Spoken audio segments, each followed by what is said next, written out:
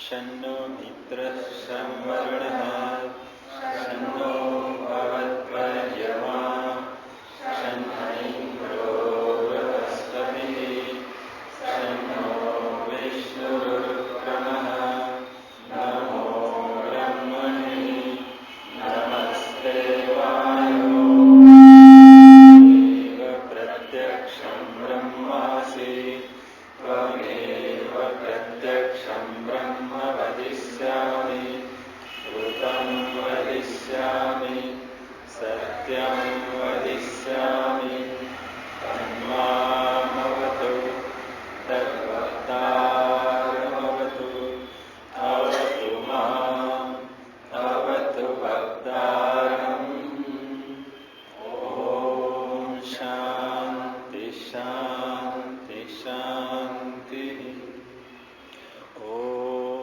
सहनाववतु सहनौ भुनक्तु सह वीर्यं करवावहै तेजस्विनावधीतमस्तु मा विद्विषावहै ॐ शान्ति शान्ति शान्तिः सदाशिवसमारम्भां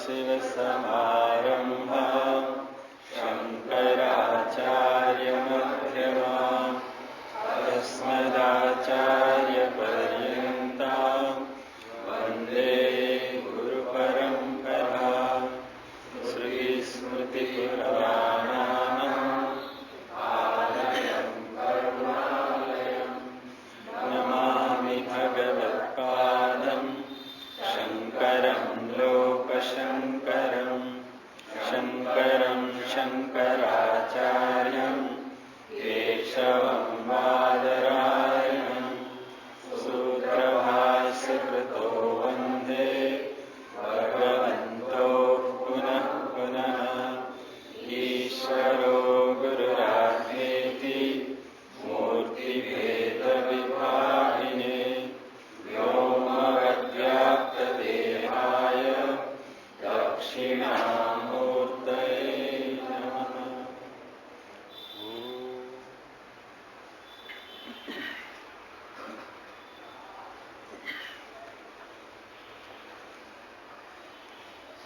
ગઈકાલે વિચારણા કરતા હતા. શાસ્ત્ર ગ્રંથોમાં અનેક ગ્રંથો છે.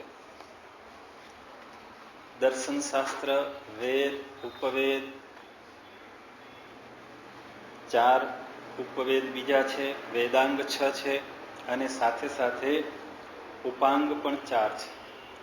તો આ બધા ધર્મ ગ્રંથો આપણી જે અધ્યાત્મ શાસ્ત્ર જે છે તો એ શાસ્ત્ર તો અરણ્ય છે. એ શાસ્ત્રની જ વાતો સમજવા માટે પછીના આચાર્યોએ અનેક પ્રકારના પ્રકરણ ગ્રંથોની રચના કરી અને એને પણ સમજવા માટે એ અઘરા લાગે તો એને એનાથી વધારે સરળ એ સ્તોત્ર ગ્રંથોમાં પણ એ જ વાતોને રજૂ કરી. જે વેદમાં પ્રતિપાદન કરેલું છે એ જ તત્વ, એ જ સત્ય એક નાનકડા સ્તોત્રમાં પણ, અને ત્યાંથી નીચે આપણે આવીને જોઈએ તો કીર્તન અને ભજનમાં પણ એ જ સ્તોત્ર એ મહાપુરુષોએ પોતાને જે અનુભૂતિ થઈ એ જ શાસ્ત્રની વાતો ત્યાં દર્શાવી. અને એવું જ આ સ્તોત્ર જે ભજગોવિંદમ, અને એ ભજગોવિંદમ સ્તોત્ર પણ વેદમાં જે પ્રતિપાદન કરેલી જે વાતો છે તત્વની એ જ અહીંયા ખાસ કરીને વૈરાગ્ય, આપણા જીવનમાં વૈરાગ્ય પ્રગટ થાય એને ધ્યાનમાં રાખીને ભગવાન શંકરાચાર્યજીએ આ સ્તોત્રની રચના કરેલી છે. શાસ્ત્ર અધ્યયન ગઈકાલે આપણે વિચારણા કરી કે આપણા જીવનમાં ફળદાયી કેમ થતું નથી. એ જ વિચારને જરાક આગળ વિચારણા કરીએ કે વ્યક્તિની અંદર તો એના મનમાં આ જ્ઞાન એન કેન પ્રકારણે તો રહેલું છે, સમજદારી તો એની અંદર રહેલા છે, જ્ઞાનના સંસ્કાર એને ગળથુથીમાં મળતા રહે છે. બાળકનો જન્મ થાય ત્યારથી એને આ સંસ્કાર મળે. મોટો થાય એમ એ સંસ્કારને વધારે પ્રાપ્ત કરતો જાય છે.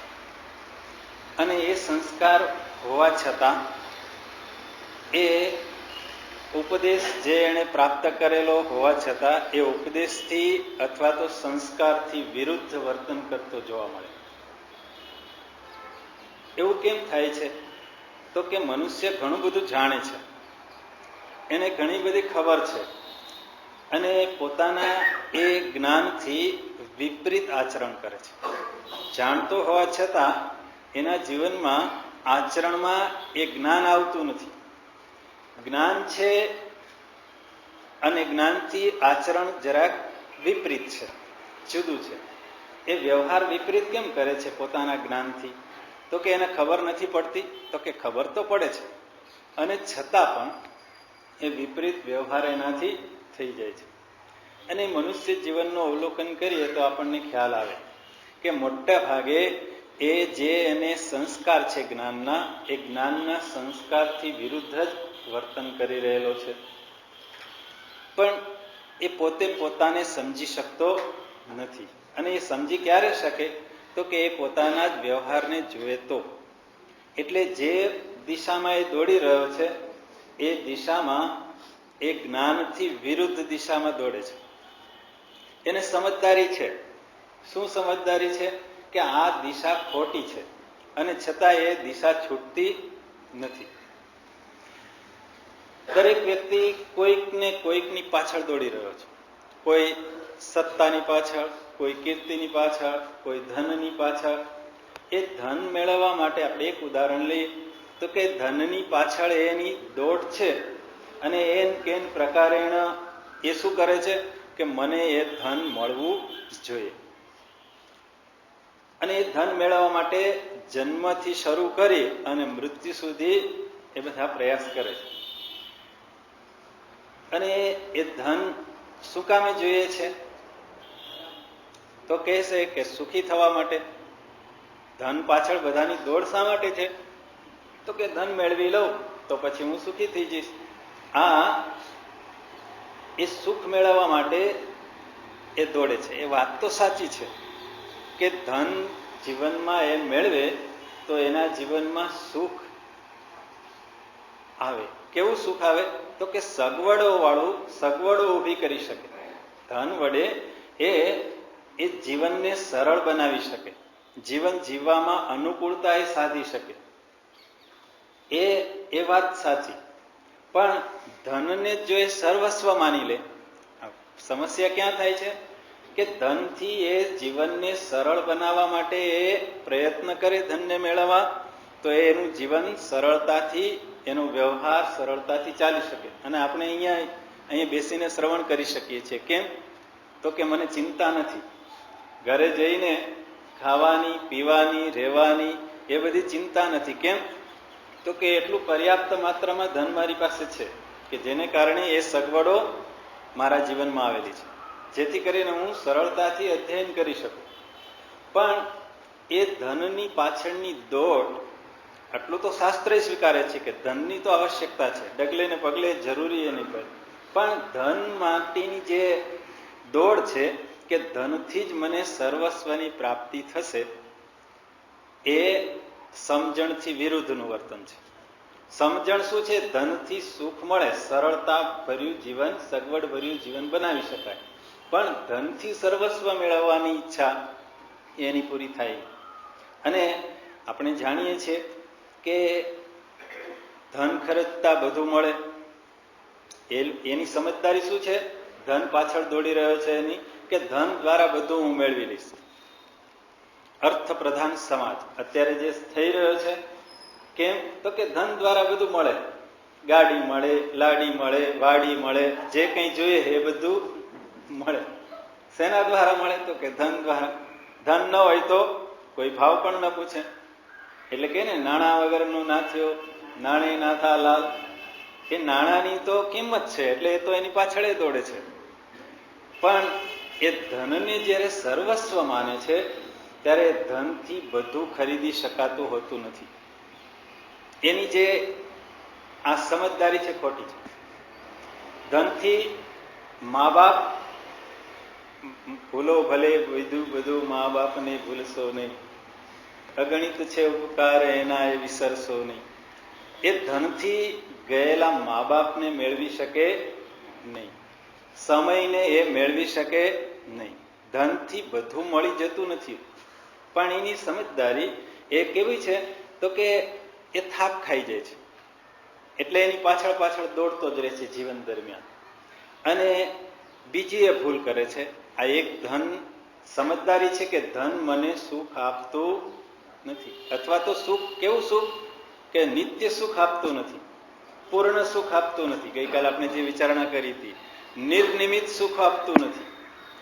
એ ધનથી મને પ્રાપ્ત ન થાય, પણ એ ધનથી મેળવવા માટેના એ પ્રયત્ન કરે છે. એટલે સમજદારી છે અને છતાં સમજદારીથી વિરુદ્ધનું વર્તન થાય છે.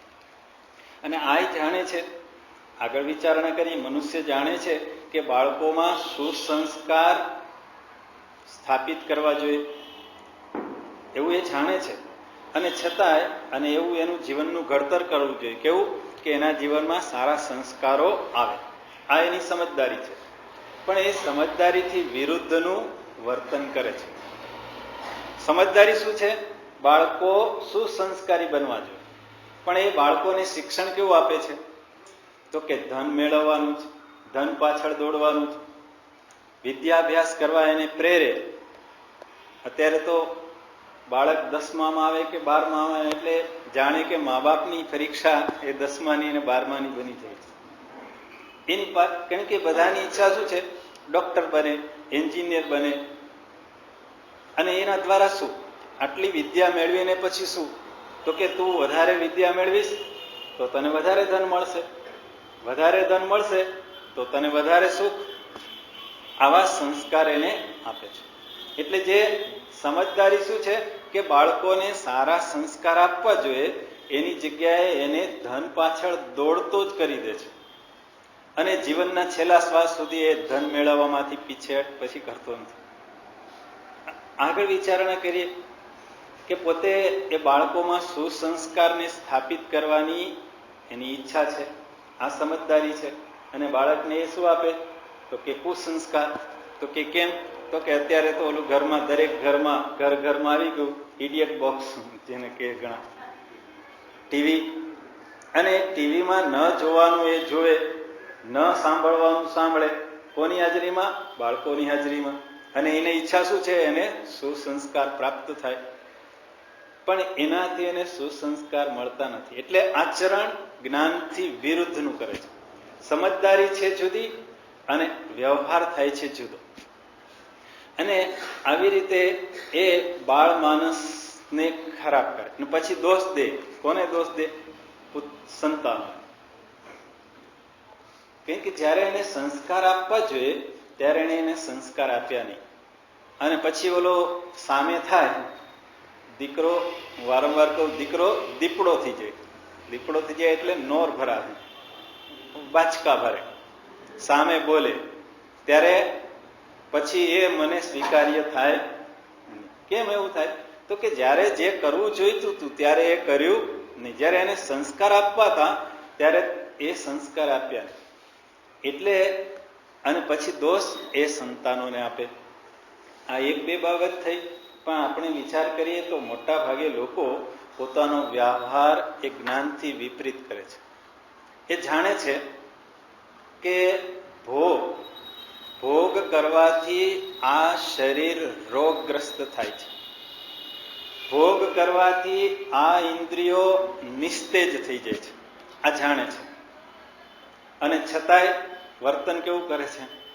પોતાની જે તે વાસનાઓ, શબ્દની, સ્પર્શની, રૂપની, રસની, ગંધની, એ વાસનાઓની તૃપ્તિ અર્થે એ જ્ઞાનથી વિરુદ્ધનું વર્તન. જ્ઞાન શું છે? તો કે આ ભોગે રોગ ભયમ, ભર્તૃહરિજી કહે છે ભોગમાં રોગનો ભય છે. ભોગ કરવાથી શું થાય? આ આંખ રૂપનો ભોગ કરી કરી અને પછી આ આગળના બીજા વધારાના ચશ્મા લગાડો, બે આંખ લગાડો. કેમ? તો કે રૂપ જોઈ જોઈને આંખનું તેજ ક્ષીણ થઈ ગયું. આ દાંત અન્ન ચાવી ચાવીને આપણને એવું થાય કે આપણે અન્નને ચાવી નાખીએ છીએ, પણ અન્ન કે છે કે તું મને શું ચાવી, હું તને ચાવી જાઉં છું. એટલે દાંત, અન્ન તો એવું ને એવું રહે છે, પણ મારા દાંત ધીમે ધીમે પડી જાય. એટલે એ ક્ષીણ, ઇન્દ્રિયો કેવી થઈ જાય છે? ભોગથી ક્ષીણ થાય છે. આ શરીર રોગગ્રસ્ત થાય છે. જેના જીવનમાં વધારે ઉપભોગો છે ને એનું જીવન રોગગ્રસ્ત થઈ જાય એવું જાણે છે, અને પોતાની શક્તિ શરીરની ક્ષીણ થાય છે, અને છતાં જે પ્રકારની વાસના એને આધીને એ વિષયોને મેળવે છે. દરેકની અંદર 5 વિષયોની વાસના હોતી નથી. જીવન ટકાવી રાખવા માટે એને ગ્રહણ કરવાની જરૂર છે, પણ અતિરેક, શાસ્ત્ર આપણને રોકે ક્યાં છે? અતિરેક.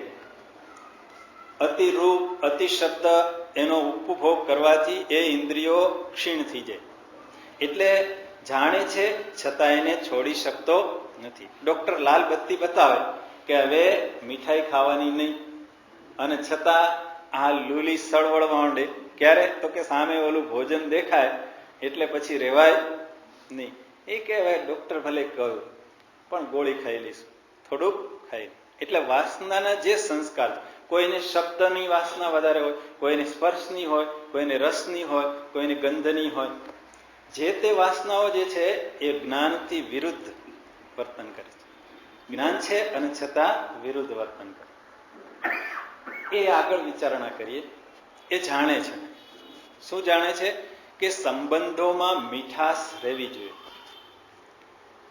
આ દરેકની ઈચ્છા હોય ને કે આપણા સંબંધો સારા રહે, મીઠા રહે, એની અંદર ક્યારેય કડવાશ ઊભી ન થાય.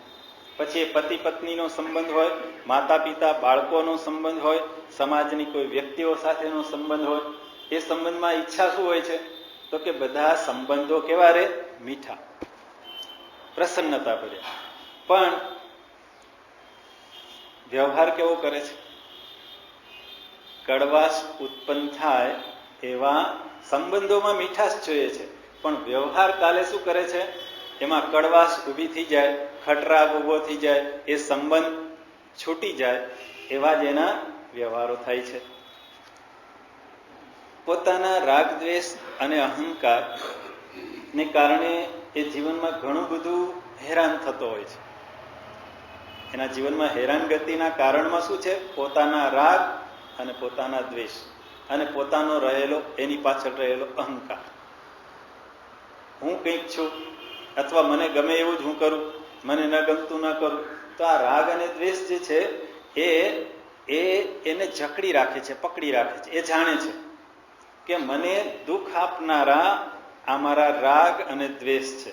મારો જ અહંકાર મારા સંબંધોમાં કડવાશ ઊભી કરે છે. એ જાણે છે, અને છતાં વચ્ચે વચ્ચે આ અહંકાર આવી જાય.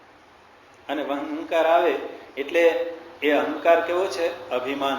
એ અભિમાનની લાકડી એવી છે કે માણસને ઝૂકવા દે નહીં.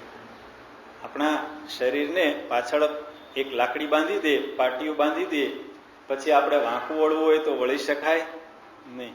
એમ આ અહંકાર જે છે ને એ ઝૂકવા ન દે, નમવા ન દે. એટલે જે વસ્તુને પકડી એ પકડી રાખે. કેમ?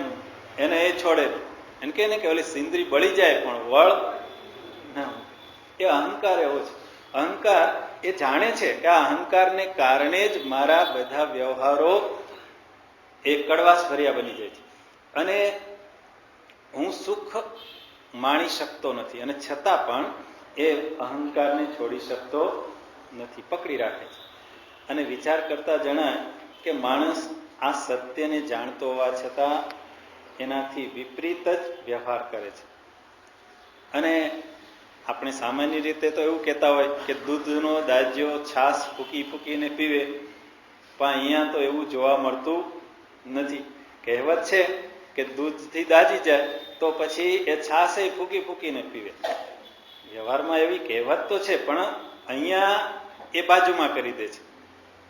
જ્ઞાનમાં, સમજદારીમાં જો એ વ્યવહારનો આ રીતે જે કહેવતનો ઉપયોગ કરે તો એના જીવનને સાર્થક થઈ જાય. પણ ત્યાં એ ઉપયોગ કરતો નથી. ત્યાં ડાપણ એ કામ આવતું નથી. દૂધથી દાજો, પણ એ ગરમ ગરમ વસ્તુને અડકાય નહીં એવું એને ડાપણ આવે છે. પણ અહીંયા જ્યારે એ કરે ત્યારે આંખ આડાકાન કરે છે. સમજદારી છે અને સમજદારીની વિરુદ્ધ વર્તન કર્યું, એનાથી એને દુઃખ ઉત્પન્ન થયું, સંઘર્ષ જૈનમાં આ બધું જાણે છે. દૂધથી દાજ્યો હોય તો પછી બીજી વસ્તુ એ ફૂંકી ફૂંકીને પીવે, પણ અહીંયા એ દાજે છે, વારંવાર હેરાન થાય છે, વારંવાર દુઃખી થઈ જાય છે, વારંવાર સંબંધોમાં કડવાશ ઊભી થાય છે, અને છતાંય એના એ જ વર્તનનું પુનરાવર્તન. નહીં તો એ કહેવત પ્રમાણે તો શું થવું જોઈએ, તો એમાંથી શીખવો જોઈએ, પણ એ શીખતો નથી, એની એ વર્તન ચાલુ રાખે. આ મનુષ્યની નબળી કડી છે. એટલે શાસ્ત્ર અધ્યયન એના જીવનમાં ફળીભૂત થતું નથી. સમજદારી આવી જાય છે, જ્ઞાન એને પ્રાપ્ત થઈ ગયું, પણ જ્ઞાન મુજબ વ્યવહાર થતો નથી, અને એ જાણવા છતાં અજાણ્યો રહે છે, જાણવા છતાં એને છોડી શકતો નથી. આ એની નબળી કડી છે. અને સાથે સાથે જાણવા છતાં ગ્રહણ કરવા જેવું એ ગ્રહણ કરી શકતો નથી, અને એમાં એનું જીવન આખું જે કિંમતી જીવન છે મનુષ્ય જીવન, એમાં એ વેડફાઈ જાય છે. અને કાળની સાપેક્ષમાં જોવા જઈએ તો આ જીવન મનુષ્યનું કેટલું છે, ખૂબ અલ્પ છે. આપણને ચોમાસામાં ઓલા જીવડાઓ જે પ્રગટ થાય, રાત્રે લાઇટ કરીએ અને અનેક જીવડાઓ હોય, અને સવાર થાય તો નીચે આખો ઢગલો થઈ ગયો, આપણને એવું થાય કે એનું જીવન કેટલું, થોડીક વારનું. પણ મનુષ્યનું જીવન એ કાળની સરખામણીમાં વિચાર કરીએ, અથવા તો બ્રહ્માજીના દિવસની સરખામણીમાં વિચાર કરીએ તો એક બિંદુ જેટલું નથી, અલ્પ આવું જીવન. અને એ જીવનમાં મારે શાશ્વત પદની પ્રાપ્તિ કરવી છે. મનુષ્ય જીવનનું ધ્યેય શું છે, તો કે એ પરમ પદને પ્રાપ્ત કરવું, મુક્તિ મેળવવી, આત્મા અનુભૂતિ કરવી, એ પરમાત્માની પ્રાપ્તિ કરવી, એ મનુષ્ય જીવનનું પ્રયોજન છે. અને આ જીવનમાં એ સત્યમ શિવમ સુંદરનું અવતરણ કેવી રીતે કરી શકાય, અલ્પ જીવન છે, અને એ અલ્પ જીવનમાં એણે એ કાર્ય કરવું છે. પણ એ જ્ઞાન હોવા છતાં એ ભોગમય એનો વ્યવહાર થઈ રહ્યો છે. અને ઘણીવાર આ બધી ડાપણભરી વાતો જે છે એ મનુષ્યની બુદ્ધિમાં છે, અને છતાં સમજદારીપૂર્વક એ વ્યવહાર કરતો નથી. અને ક્યાંક ક્યાંક એણે એ સમજદારીને ઢાંકીને રાખી મૂકી છે. અને આગળ વિચારણા કરીએ, જાણે છે છતાં છોડી શકતો નથી, જાણે છે છતાં ગ્રહણ કરી શકતો નથી, જાણે છે છતાં અજાણ્યો જ રહે છે. આ માણસની નબળાઈ છે, અને એ નબળાઈમાંથી એને બહાર કાઢવા માટે કોઈક મહાપુરુષની જરૂર પડે. એટલે આવી સ્થિતિ હોય કે અંદર છે, આ શું અંદર છે, સંસ્કારો છે, જ્ઞાન છે, સમજદારી છે, અંદર આ રહેલી છે, અને છતાં એ કામમાં આવતી નથી, મનુષ્ય જીવનના કામમાં આવતી નથી. ત્યારે આપણને કોઈકે ઢંઢોળવા પડે, કોઈકે આપણને જગાડવા પડે. અને એ કોઈક, અને એવી મૂઢતા આવી ગઈ હોય તો કોઈકે, આપણે પેલા કોઈકને જગાડી તો શું કરીએ, અવાજ કરીએ, એના નામથી બોલાવીએ, અને છતાંય ન ઉઠે તો પકડીને એને ઢંઢોળવો પડે. એટલે આ સમજદારી છે, અને છતાં વ્યવહાર એવો થતો નથી. ગ્રહણ કરેલું છે, છતાં એ પ્રમાણે વ્યવહાર થતો નથી. તો એવા સમયે શું કરવું પડે, જે મારી અંદર સમજદારી છે, જ્ઞાન છે, અને છતાં એવો વ્યવહાર ન થાય, ત્યારે કોઈકે મને જગાડવો પડે, કોઈકે મને ઢંઢોળવો પડે. અને કોઈક એને ઢંઢોળે ત્યારે એ મનુષ્ય એ મોહ નિદ્રામાંથી જાગે. માણસ આ મોહને કારણે એને જ્ઞાન છે છતાં વિપરીત વ્યવહાર કરે છે. કેમ? તો કે મોહગ્રસ્ત થઈ ગયો છે, એટલે એને એક જ બાજુ દેખાય છે, બીજું દેખાતું નથી. એટલે આ મોહ નિદ્રામાંથી એને જગાડવો પડે. તો આ મોહ એટલે શું? તો કે મોહ એટલે અજ્ઞાન, જે સાચું દર્શન કરવા દેતું નથી. મોહ શું કરે? અજ્ઞાન શું કરે? યથાર્થ દર્શન કરવા ન દે. જે જેવું છે એવું ન દેખાય, વિપરીત દેખાડે. એટલે જે મારા કામનું નથી એને એ બતાવી દે. તો એટલે જે સમજદારી છે, જે ડાપણ છે, એ કામમાં આવતું નથી. મોહને કારણે શું થાય છે? અજ્ઞાનને કારણે જે જ્ઞાન છે, જે સમજદારી છે, એ કામમાં આવતી નથી. અને એ સમજદારી કેવી છે? ડબુરાઈને પડી છે. આપણે કહે ને ડબુરાય, ઓલા બાળકને ડબુરે એટલે કે સુવડાય. એટલે એ જ્ઞાન સમજદારી કેવી છે? સૂતેલી છે. એ એમનેમ પડી છે. અને ત્યારે એને જગાડવું પડે કે તું કઈ દિશામાં જાય છે. તું ધન પાછળ દોડે છે, સત્તા પાછળ દોડે છે, કીર્તિ પાછળ દોડે છે. એ જેની પાછળ તું દોડી રહ્યો છો એના સંદર્ભમાં થોડો ઊભો રહીને વિચાર કર. તું કઈ દિશામાં જાય છે, શા માટે જાય છે, તારે એને મેળવીને પ્રાપ્ત શું કરવું છે. જે એટલે કોઈ પણ પ્રવૃત્તિ કરતા પહેલા તતઃ કિમ, તતઃ કિમ. ઈચ્છા હોય કે આના દ્વારા મને આ ધન પાછળ જ્યારે એ દોડે ત્યારે વિચારે કે ધન મળી જાય પછી શું, તતઃ કિમ, પછી શું, સત્તા મળી જાય પછી શું, કીર્તિ મળી જાય પછી શું, આ ઉપભોગો મને જોઈએ છે એ મળી જાય પછી શું, તતઃ કિમ. એ વિચારણા કરે. જીવનમાં હું જેની પાછળ દોડું છું ત્યાં આ એક શબ્દ મૂકે, તતઃ કિમ. અથવા તો એ મેળવીને તારે કરવું છે શું, તારા જીવનનું પ્રયોજન શું, અને તું જે ઉન્નતિ સાધવા માંગે છે કે અવનતિ, તારે ઉર્ધ્વ ગતિને પામવું છે કે અધોગતિને, એ વિચારણા. આવા પ્રશ્નો કોઈક આપણને પૂછે અને ઢંઢોળે. અને ઢંઢોળવા માટે શું કરવું પડે? આવા પ્રશ્નો એને પૂછવા પડે. અને એ ઢંઢોળનાર આવા મહાપુરુષ કોઈક જોઈએ કે જે મને મારી અંદર જ્ઞાન છે, સમજદારી છે, સંસ્કાર છે, અને છતાં એ પ્રમાણે વ્યવહાર હું કરી નથી શકતો. કેમ? મોહને કારણે, અજ્ઞાનને કારણે. અને એમાંથી જગાડવા માટે, એમાંથી ઢંઢોળવા માટે કોઈક મહાપુરુષની જરૂર પડે.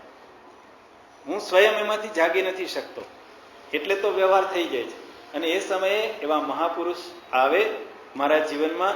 એ મારા પુણ્યને કારણે, ભગવાનની કૃપાથી એવા મહાપુરુષ આપણને પ્રાપ્ત થતા રહે છે કે જે મને ઢંઢોળે છે, જગાડે છે. અને એવા મહાપુરુષ એવા જ મહાપુરુષ છે ભગવાન શંકરાચાર્યજી મહારાજ. કે જે ભગવાન શંકરાચાર્યજી મહારાજે, જે આદિ શંકરાચાર્યજી, એણે ઘણા જીવોને જગાડેલા છે. અને આ મહાપુરુષો કેવા હોય છે? વિશાળ વટવૃક્ષ જેવા હોય છે.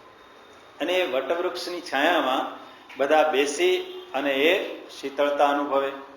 એમ આ મહાપુરુષ જે છે, જેની છત્ર છાયામાં બ્રહ્મસૂત્ર, ઉપનિષદો, ગીતાજી, એના ઉપર એમણે ભાષ્યની રચના કરી. ઘણા બધા એણે આપણા ઉપર ઉપકાર કરવા માટે કે ઘણા બધા પ્રકરણ ગ્રંથોની રચના કરી. અને કેટલાક સ્તોત્રોની પણ રચના એમના દ્વારા થઈ. અને એ સ્તોત્રોમાં એક સ્તોત્ર જે છે આ છે ભજ ગોવિંદમ. એટલે આદિ શંકરાચાર્યજી, જેમણે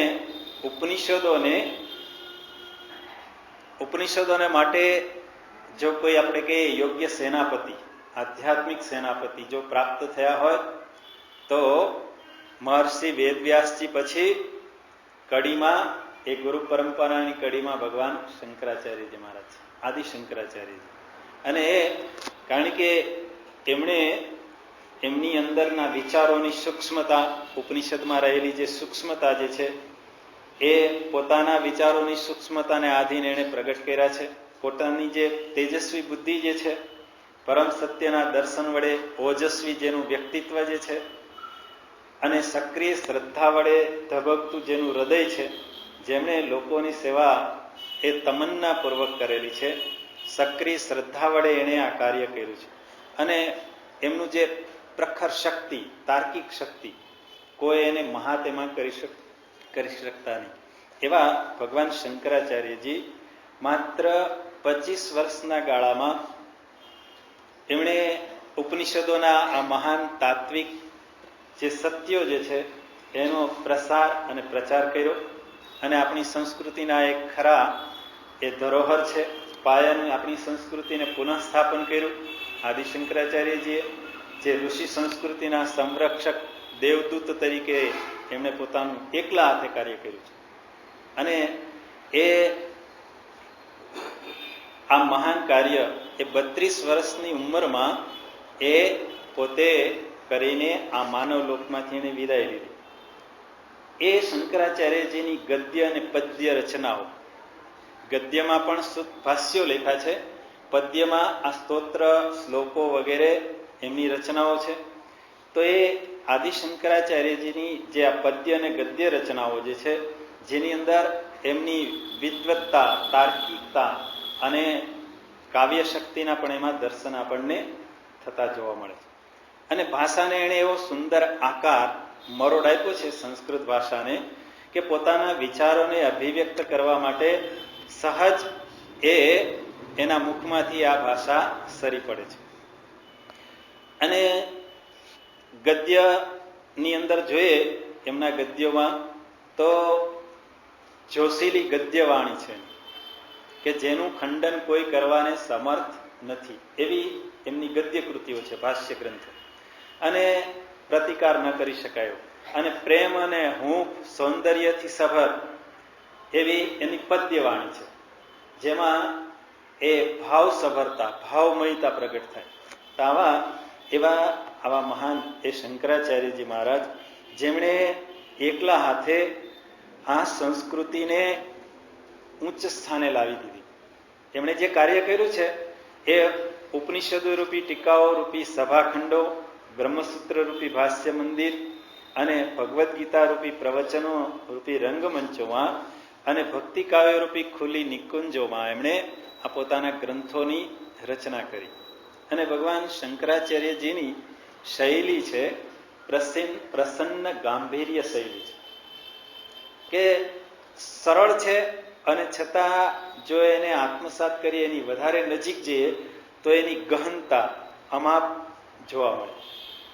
અને આપણા દેશની આ સંસ્કૃતિની લડાઈ, વૈદિક સંસ્કૃતિની લડાઈ માત્ર કલમથી જ જીતી શકાય નહોતી, પણ ભગવાન શંકરાચાર્યજીએ પોતાના જીવનકાળ દરમિયાન આ મહાન વ્યવસ્થા પણ એણે વિચારી, મુત્સદીગીરી, દીર્ઘદ્રષ્ટિ, હિંમતભર્યું એનું કાર્ય, દેશ સેવકની એની શ્રમ સાધના, આ બધું એની અંદર રહેલું હતું.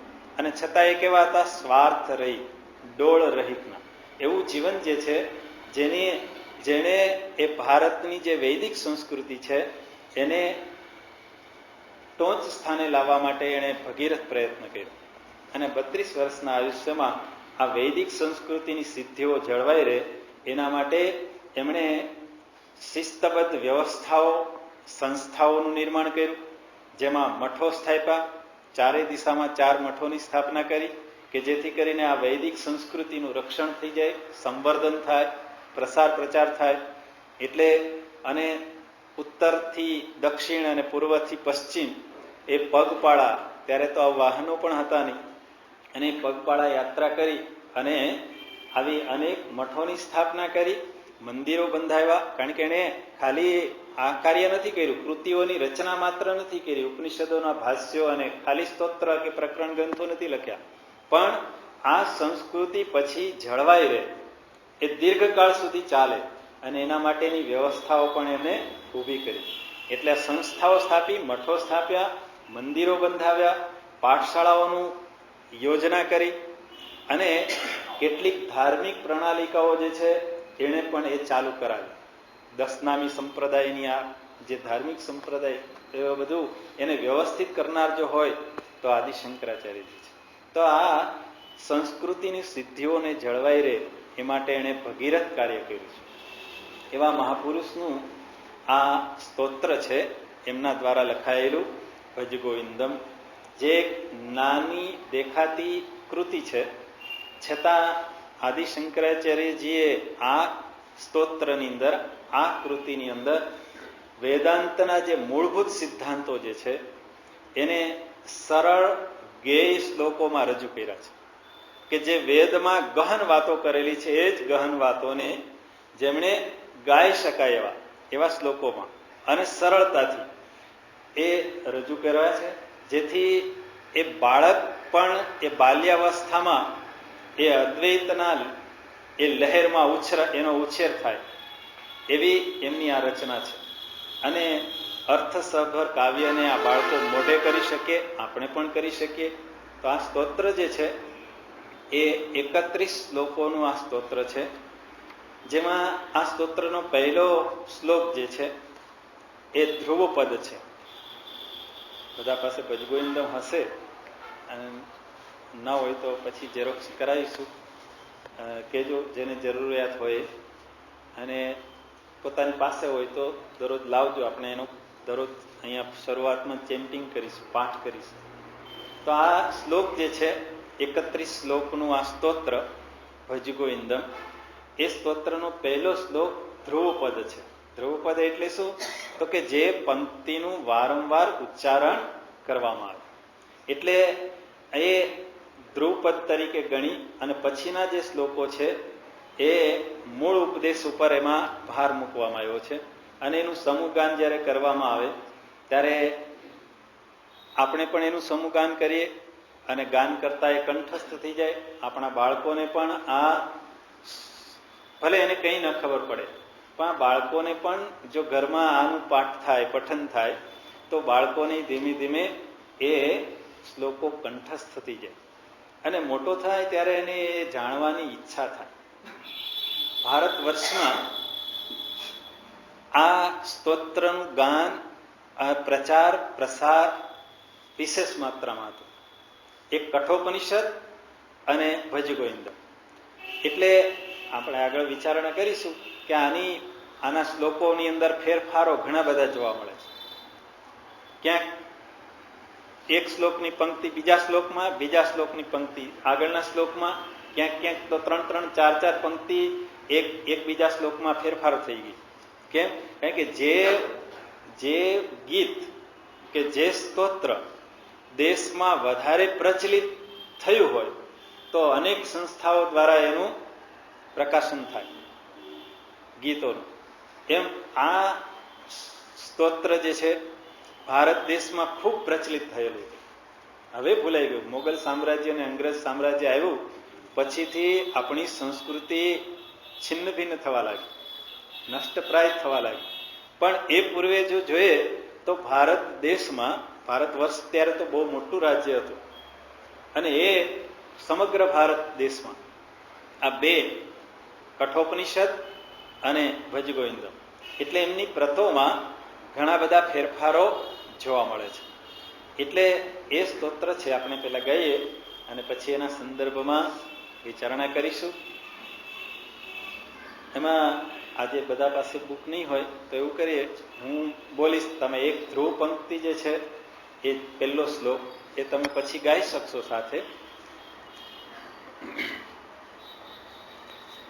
ભજ ગોવિંદમ ભજ ગોવિંદમ ગોવિંદમ ભજ મૂઢમતે સંપ્રાપ્તે સન્નિહિતે કાલે નહીં નહીં રક્ષતિ ડુંકૃકરણે ભજ ગોવિંદમ ભજ ગોવિંદમ ગોવિંદમ ભજ મૂઢમતે. આટલી પંક્તિ તમે બોલી શકશો.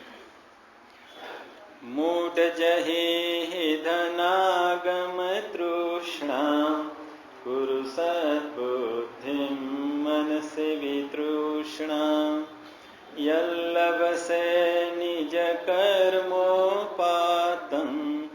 વિત્તં તેન વિનોદય ચિત્તં ભજ ગોવિંદમ ભજ ગોવિંદમ ગોવિંદમ ભજ મૂઢમતે.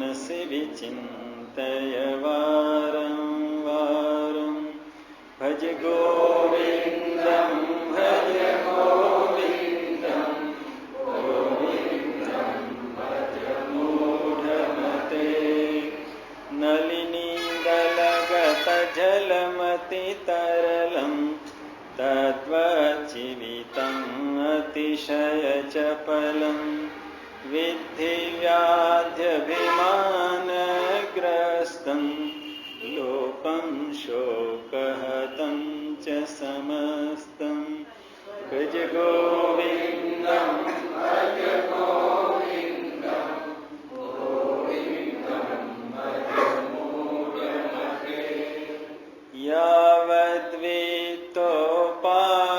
यावद्वित्तोपार्जनसक्तः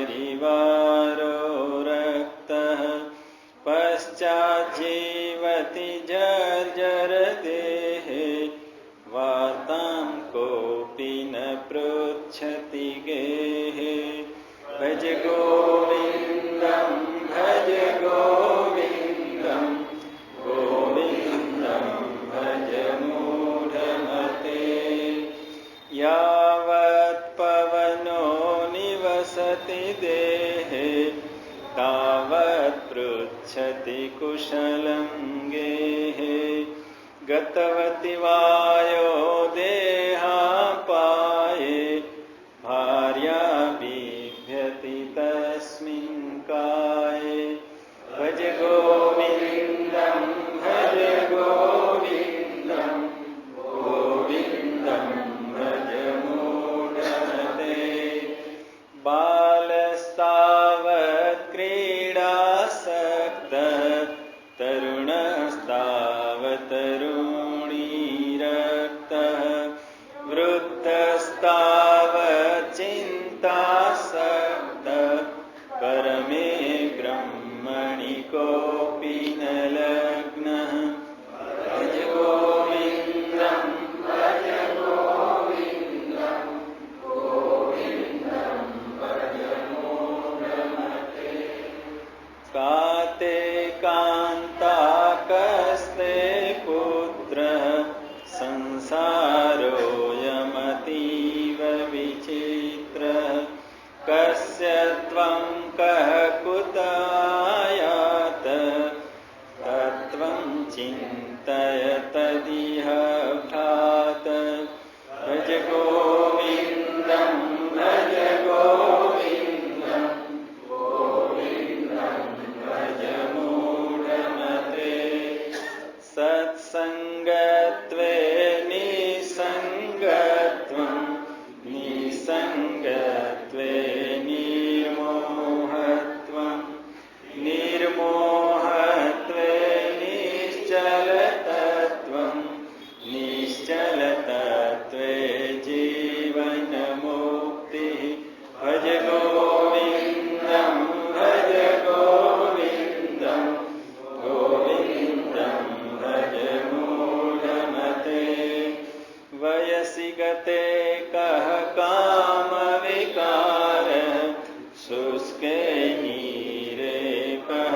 कासारः क्षीणे वित्ते कः परिवारो ज्ञाते तत्त्वे कः संसारः भज गोविन्दं भज गोविन्दं गोविन्दं भज मूढमते मा कुरु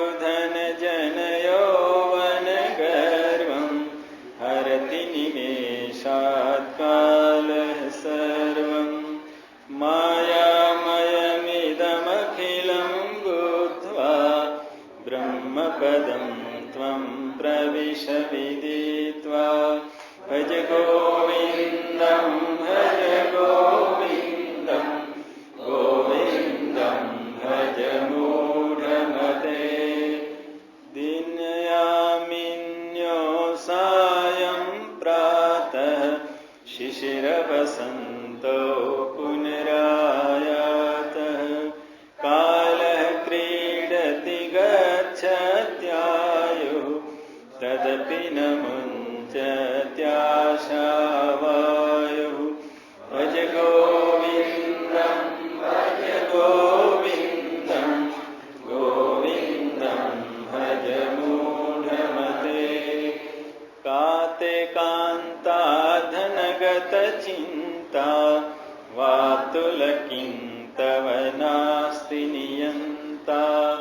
त्रिजगति सज्जन संगतिरेका भवति भवार्णवतरणे नौका भज गोविन्दं भज गोविन्दं गोविन्दं भज मूढमते जटिलो मुण्डीलञ्चितकेशः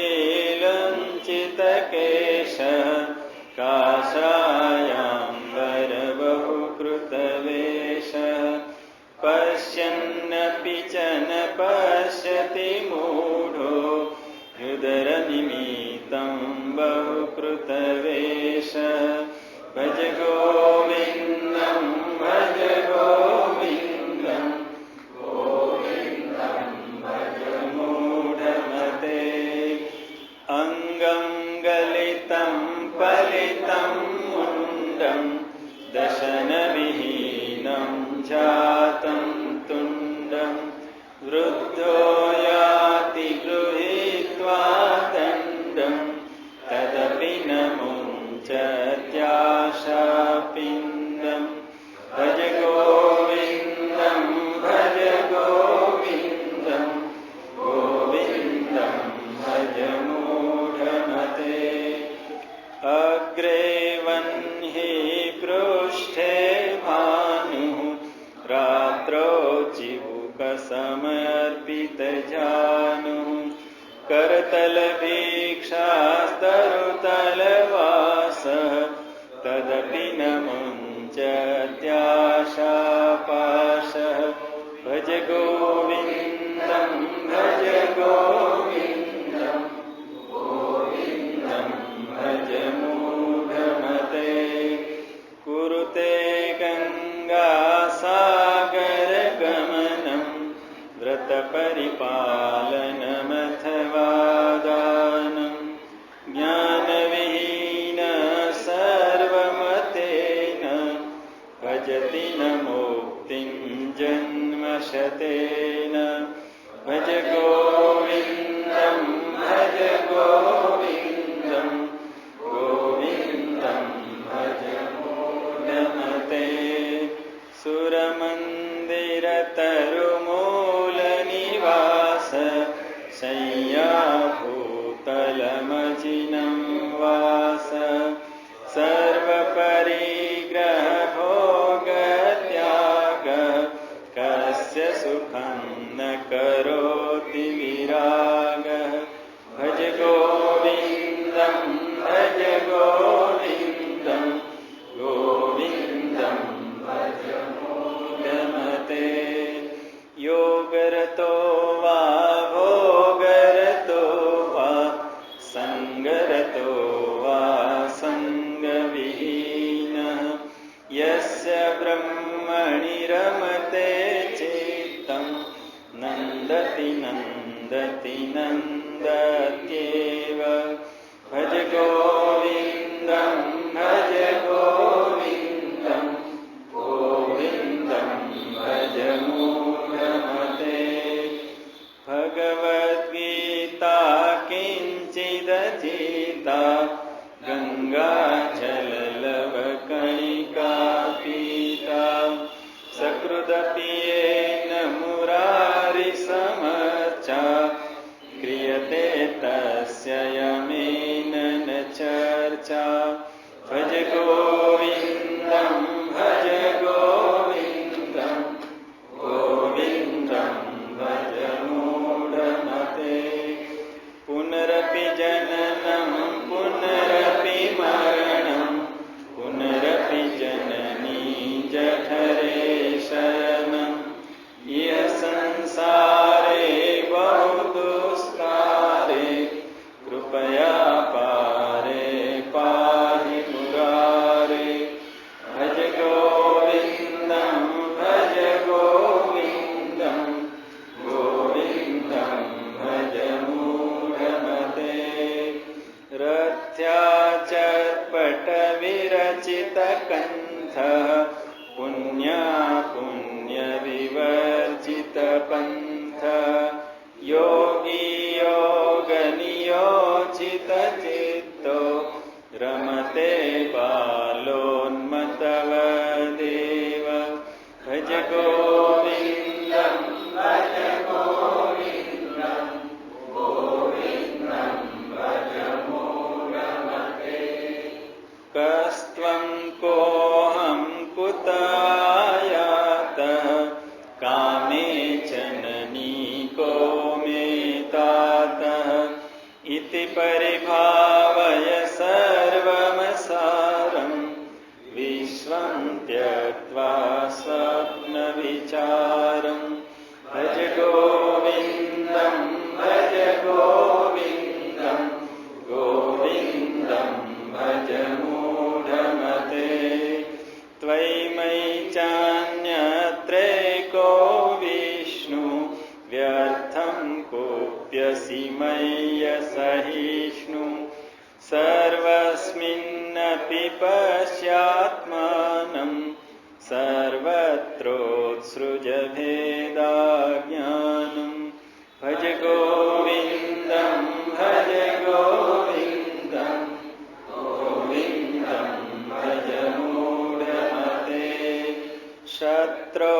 मित्रे पुत्रे बन्धौ मा कुरु यत्नं विग्रहसन्धौ भव समचित्तः सर्वत्र त्वं वाञ्छस्य चिराद्यदि विष्णु त्वं भज गोविन्दं भज गोविन्दं गोविन्दं भज मूढमते कामं क्रोधं लोभं मोहं त्यक्त्वात्मानं पश्यति सोऽहम् आत्मज्ञानविहीना मूढा ते पत्यन्ते नरकनिगूढः भज गोविन्दं भज गोविन्दं गोविन्दं भज मूढमते गेयं गीता नाम सहस्रं ध्येयं श्रीपतिरूपमजस्रं नेयं सज्जनसङ्गे चित्तं देयं दीनजनाय च वित्तं भज गोविन्दं भज गोविन्दं गोविन्दं भज मूढमते सुखतः क्रियते रामभोग पश्चादन्तशरीरे रोग यद्यपि लोके मरणं शरणं तदपि न मुञ्चति पापाचरणं भज गोविन्दं भज गोविन्दं गोविन्दं भज मूढमते अर्थमनर्थं भावय नित्यं नास्ति ततः सुखलेशः सत्यं पुत्रादपि धनभाजां भीति सर्वत्रेषा वितारीतिः भज गोविन्दं भज गोविन्दं गोविन्दं भज मूढमते प्राणायामं प्रत्याहारं नित्यानित्यविवेकविचारं जाप्यसमेतसमाधिविधानं पूर्ववधानं महदधानं भज गोविन्दं भज गोविन्दं गोविन्दं भज मूढमते गुरुचरणाम्बुजनिर्भरभक्त संसारादचिराद्भवमुक्तः सेन्द्रियमानसनियमादेवं द्रक्ष्यसि निजहृदयस्थं देहं भज गोविन्दं भज गोविन्दं गोविन्दं भज मूढमते सम्प्राप्ते